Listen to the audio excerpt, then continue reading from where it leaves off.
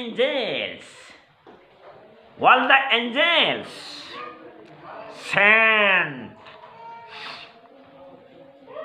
salutations to the Prophet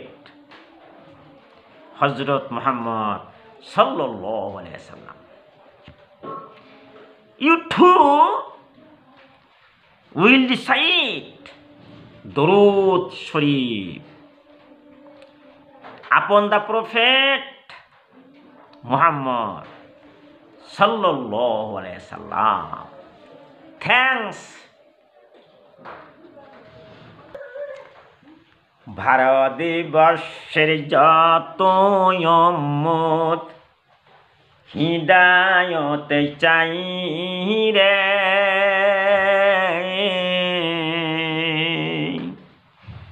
দুআ করো খোদার হাবিব যেন নাজাত পাই রে, যেন নাজাত পাই রে। ভারতবর্ষের যত উম্মত, ভারতবর্ষের যত উম্মত হিদায়ত চাই রে, দুআ করো আল্লাহর হাবিব যেন হিদায়ত পাই রে, যেন নাজাত পাই রে। ভারতবর্ষের যত উম্মত, ভারতবর্ষের যত উম্মত হিদায়ত চাই রে, দুআ করো খোদার হাবিব যেন নাজাত পাই রে, যেন নাজাত পাই রে, যেন নাজাত পাই রে, যেন নাজাত পাই রে।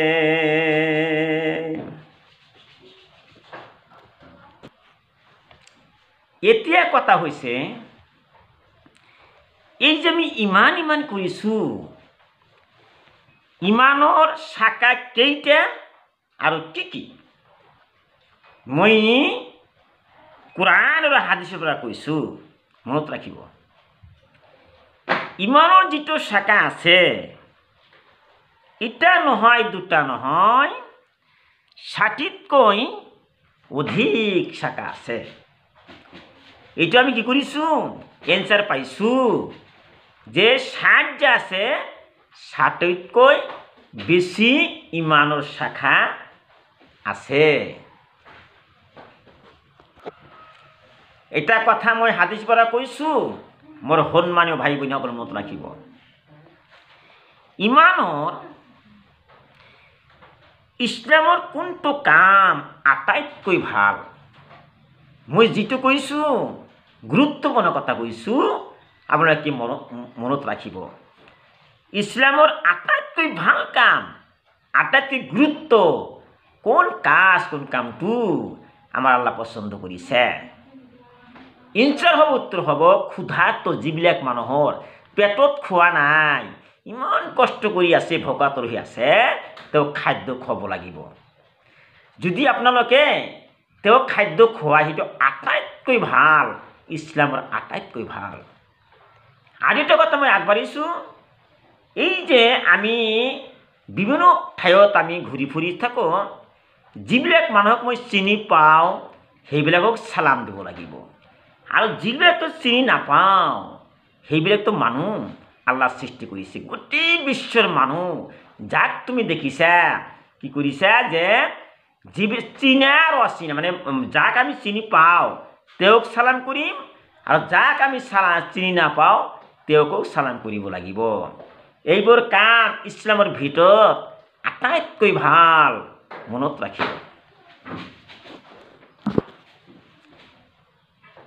কোৰআনেৰ ভিতৰত আছে মান সন্মান। সন্মানটো যদি আল্লাহ কাকো দেয়, সেইজন মানে সন্মান পায়, তেওঁৰ মৰ্যাদা বৃদ্ধি হৈ যায়। সন্মানটো সকলোৱে নাপায়। কিন্তু তেওঁলোকৰ মৰ্যাদা আল্লাহ বৃদ্ধি কৰি দিব।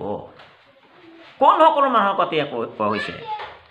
যিবিলাক মানুহে আল্লাহক বিশ্বাস কৰে আৰু তেওঁৰ ৰচুলক বিশ্বাস কৰে আৰু জ্ঞান অৰ্জন কৰে। যদি জ্ঞান অৰ্জন কৰিব নোৱাৰা, এই বিশ্বৰ জমিনত একো বুজিব নোৱাৰিবা। সেইকাৰণে আমি কৈছে যে তলাবুল ইলমি ফাৰিজাতুন আলা কুল্লি মুছলিমিন ওয়াল মুছলিমাত।